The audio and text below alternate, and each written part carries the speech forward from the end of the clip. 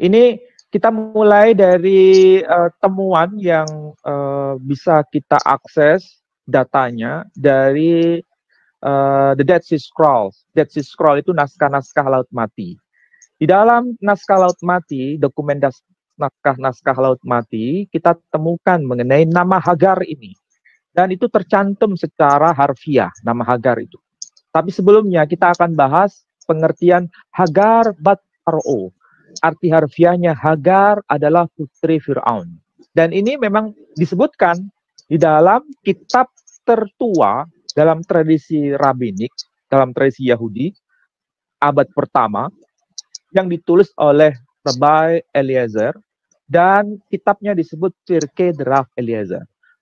Pirkei Drav Eliezer, kitab ini, itu merupakan kitab yang otoritatif dalam memahami apa yang disebut sebagai Sefer Bereshit. Karena ini khusus pembicaraan mengenai Sefer Bereshit. Salah satunya berkaitan dengan tokoh yang sedang kita bicarakan pada malam hari ini. Nah, katakan apa? Bahwa di dalam dokumen yang disebut Pirkei Drav Eliezer itu Abraham diberikan berbagai macam hadiah oleh Fir'aun saat di Mesir. Hadiah apa saja itu? Pertama diberikan domba, lembu, keledai, kemudian pelayan pria, dan disebutkan seorang wanita di situ. Seorang wanita. Nah, ternyata dalam bahasa Ibrani itu ketika menyebut pelayan itu atau dengan sebutan istilahnya budak kalau yang terjemahan Indonesia itu dengan istilah awodim. Sementara ketika bicara wanita ini bukan 2 wanita atau 3 wanita atau banyak wanita, tapi disebutkan hanya 1 wanita dan itu menggunakan ungkapan sifhat. Dan rabi-rabi Yahudi menerjemahkan sifhat itu tidak ditandai dengan huruf waf. Sifhat tidak ditandai dengan huruf waf. Sifhat tanpa huruf waf. Itu menandakan ini merujuk pada satu orang yang istimewa. Satu orang istimewa ini memang dalam kitab Kejadian itu tidak disebutkan namanya. Hanya disebutkan seorang wanita yang disebut dengan sebutan sifhat. Tapi sayangnya dalam terjemahan Indonesia disebutkan sebagai budak. Ini masalah, ini problem. Oke, kita lanjut ke slide berikutnya, Pak Dondi. Nah, kalau dalam Sefer Bereshit disebutkan adanya seorang wanita dengan sebutan sifhat, lalu bagaimana hubungannya dengan temuan naskah Laut Mati? Karena di dalam teks naskah Laut Mati itu dijumpai salah satunya adalah Genesis Apokryphon. Istilah resminya itu teks yang disebut teks Kejadian, tapi dengan embel-embel Apokryphon. Ini merupakan sebuah teks kuno abad ketiga sebelum Masehi, dan itu disebutkan pada kolom yang ke-20, baris ke-30 sampai baris ke-32. Disebutkan secara letter leh, secara harfiah, nama Hagar disebutkan di situ. Bahkan secara langsung itu hadiah atau pemberian dari Fir'aun kepada Abraham. Jadi Abraham mendapatkan emas, mendapatkan perak, kemudian mendapatkan onta, mendapatkan himar, kemudian mendapatkan budak-budak, dan mendapatkan Hagar disebutkan. Mendapatkan Hagar, diberikan hadiah Hagar kepada Abraham. Dan kemudian ada penjelasan, Hagar itu siapa? Hagar itu adalah putri Fir'aun sendiri. Itu di dalam teks yang disebut naskah Laut Mati. Diperkuat dengan Pirkei Drav Eliezer abad pertama. Coba bayangkan ya, abad ketiga sebelum Masehi ada dokumen penyebutan nama Hagar sebagai anaknya Fir'aun, sebagai hadiah dari Fir'aun. Sementara di dalam Pirkei Drav Eliezer abad pertama Masehi, hanya selisih sekitar 4 abad, disebutkan mengenai posisi Hagar itu siapa, sebagai anaknya atau putrinya Fir'aun. Dan juga dalam Targum Yonatan bin Uziel juga disebutkan sebagai anaknya Fir'aun. Bahkan di dalam kitab tafsirnya Rashi yang otoritatif dalam kalangan Yahudi juga disebutkan Hagar bat Par'o Hayata. Nah, makanya ketika kita lihat di dalam naskah Laut Mati itu ditegaskan bahwa Abraham itu diberikan oleh Fir'aun dengan berbagai macam, apa itu? Pertama perak, kemudian emas, kemudian pakaian dari lenan halus dan ungu, serta Hagar putrinya. Coba, ini teks naskah Laut Mati menyebutkan itu. Jadi ini bukan wanita sembarangan, ini bukan wanita yang tidak punya etika, ini bukan wanita yang apa istilahnya tidak punya makom yang luar biasa. Ini memiliki makom. Makom itu kedudukan. Kedudukannya amat begitu luar biasa dalam kitab-kitab rabi-rabi Yahudi. Sebagai putrinya Fir'aun, putri kandungnya Fir'aun. Artinya manusia perempuan luar biasa ini. Dan ini saya kira bukan sekedar permainan kata. Karena di dalam kitab rabi-rabi Yahudi, nama Sarai itu berubah menjadi Sarah. Sarai itu arti harfiahnya adalah ratu dalam bahasa Akkadia. Tapi dia tidak memiliki hubungan putri raja, Sarai. Meskipun namanya itu mengandung makna ratu. Kemudian Tuhan mengubahnya menjadi Sarah. Sementara Hajar itu secara fisik, secara makom, secara kedudukan, dia sudah memiliki posisi sebagai ratu. Dia karena sebagai anak perempuan Fir'aun sendiri. Jadi Tuhan memberikan hadiah besar kepada Abraham. Makanya unik nama Hagar itu. Hagar itu arti harfiahnya reward. Pemberian, hadiah. Dan itu terkait erat dengan posisinya sebagai ratu. Jadi Abraham memiliki dua kelebihan. Dua istri yang sama-sama memiliki derajat sebagai ratu. Hajar sebagai ratu, kemudian Sarah juga sebagai ratu. Kalau Sarah sebagai ratu itu dari namanya, Sarai, itu ratu. Sedangkan Hagar itu karena memang sejak awal posisinya sebagai ratu. Tetapi karena posisi Sarah itu adalah istri pertama, maka Hajar posisinya sebagai istri yang kedua. Makanya tidak pernah di dalam perjanjian lama, Hagar itu disebut dengan sebutan budak dalam arti bahasa kita. Enggak, tapi disebut sebagai sifhat. Sifhat arti dalam bahasa Inggrisnya maid servant. Kalau maid servant, apakah artinya pembantu?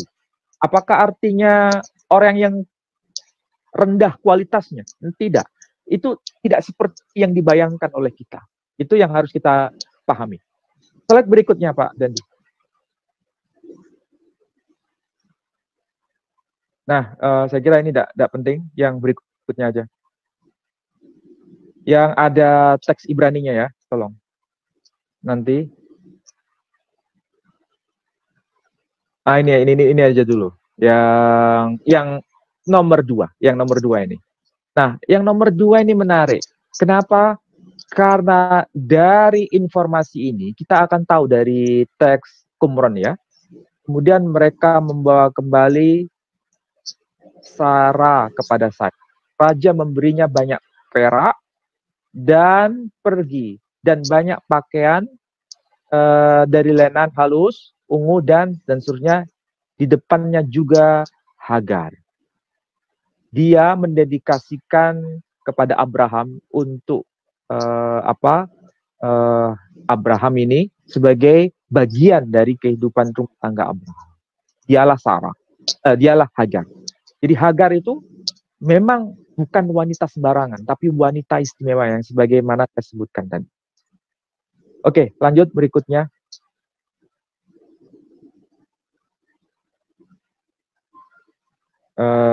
Terus saja.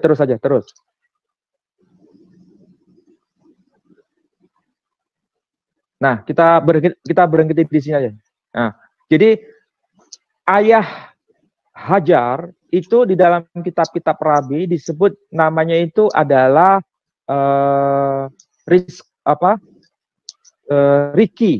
Rikion. Namanya itu Rikion. Nama dari ayahnya dari Hajar.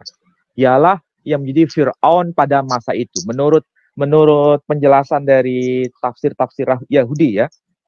Dan kebetulan istilah Fir'aun memang termaktub di dalam kitab Torah. Saya tidak bicara apakah ini ada anakronis atau tidak, tapi saya hanya menerima saja penjelasan lebih historis itu mungkin Quran lebih detail penjelasannya. Karena di dalam Quran istilah Fir'aun itu baru disebut pada masa Musa. Belum Musa tidak disebut dengan nama Fir'aun. Secara historis itu memang terbukti. Berarti Quran memberikan penjelasan yang lebih detail, lebih rinci bahwa tidak disebut dengan sebutan Fir'aun. Tapi alhamdulillah, yang jelas pokoknya itu Hajar itu punya seorang ayah yang bukan sekedar ayah posisinya tapi sebagai seorang raja. Kalau versi Torah menyebutnya Fir'aun. Nah, tentu saja ini patut menjadi pengetahuan kita. Ketika anak itu dilahirkan, posisinya Hagar itu bukan sekedar diambil saja, tetapi dinikahi oleh Abraham. Dan itu penjelasan dari Rambam sendiri. Rambam menjelaskan bahwa ketika Hajar diambil oleh Abraham, itu atas persetujuan Sarah, atas permintaan Sarah. Dan ketika atas permintaan Sarah, di situ jelaskan dengan menggunakan ketuva. Ketuva itu ikatan perjanjian pernikahan. Jadi bukan diambil dalam arti seperti kita ngambil barang, bukan. Tapi diambil dalam konteks sebagai istri yang sah. Makanya disebutkan ketuva. Siapa yang menjelaskan begini? Rambam. Di dalam tafsirnya, Rambam, kemudian rabi-rabi yang lain juga menyebutkan. Itu dengan menggunakan ketuva. Istilah bahasa kita itu dengan menggunakan surat, apa ya, istilahnya kalau di KUA itu ada surat penghulu, semacam itu. Jadi resmi, betul-betul resmi. Dan itu atas persetujuan Sarah. Dan Sarah itu menyatakan demikian, itu bukan atas inisiatifnya sendiri. Itu menarik. Kenapa?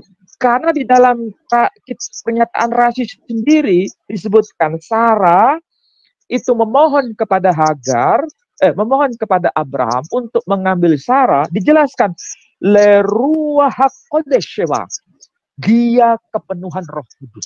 Jadi ketika Sarah meminta, itu bukan dari atas keinginan dagingnya Sarah, tapi karena ada kalau bahasa Kristianinya itu ada campur tangan Roh Kudus, istilahnya begitu. Ini kan menarik sebetulnya. Artinya bukan inisiatif pribadi, tapi karena ada persetujuan dari Tuhan yang Maha Gaib itu. Itulah sebabnya maka posisi Hagar itu sebagai istri yang sah. Nah, nanti kita diskusikan terjemahan-terjemahan seperti apa ketika bicara mengenai Hagar. Apakah dia disebut sebagai istri yang sah ataukah tidak. Kemudian poin berikutnya. Ada hal yang juga cukup menarik ketika bicara mengenai Bat Hayata itu. Atau yang disebut putri Fir'aun. Yang dijelaskan oleh Rashi. Karena kita tahu dalam Sefer Bereshit 21 ayat 12 dan 13 ini memang kadang seringkali disalah maknai dalam bahasa kita. Tapi kalau dalam bahasa Ibrani itu jelas dikatakan Tibe Yitzhak yikare lecha zara. Tibe Yitzhak yikare lecha zara wegam et ben ha'am hazot. Tibe Yitzhak yikare lecha zara. Kalau diterjemahkan secara harfiah begini ini, karena dengan Ishak keturunanmu disebut. Kemudian lanjut, Gam et ben ha'ama hazot, dan juga anak dari perempuan itu. Artinya apa? Keturunan Abraham itu disebut melalui Ishak dan Ismail, bukan hanya pada Ishak saja. Ini yang harus kita pahami dalam konteks bahasa Ibrani. Apa sebagai bentuk konfirmasi? Karena Ishak disebut sebagai Zara. Kalau Ishak disebut sebagai Zara, apakah Ismail tidak disebut sebagai Zara? Ternyata Ismail juga disebut sebagai Zara. Di mana itu?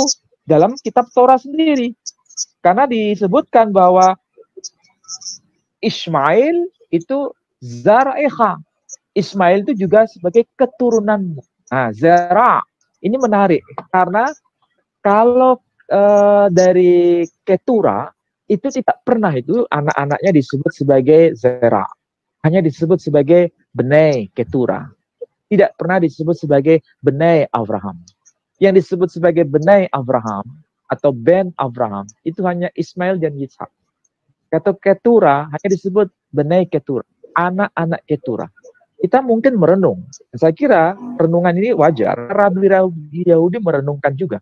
Kenapa anak-anak dari Ketura tidak disebut sebagai